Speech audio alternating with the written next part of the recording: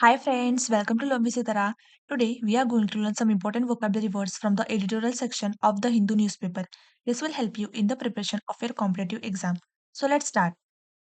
Our first word is severity, which means seriousness. Next, menace, which means danger or threat.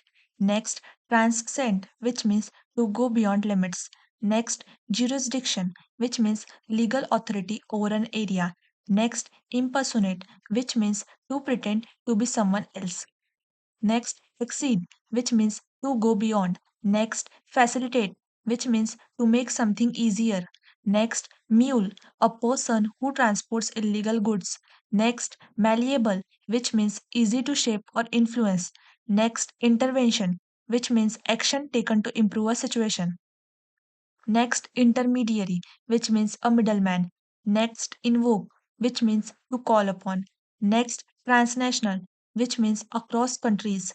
Next, burgeon, which means to grow rapidly. Next, confiscate, which means to take away legally. Next, cohesion, which means unity, sticking together. Next, regime, which means system of government. Next, glare, which means angry for strong look or strong light. Next, tackle, which means to deal with a problem. Next, bilateral, which means involving two sides or countries. Follow for more.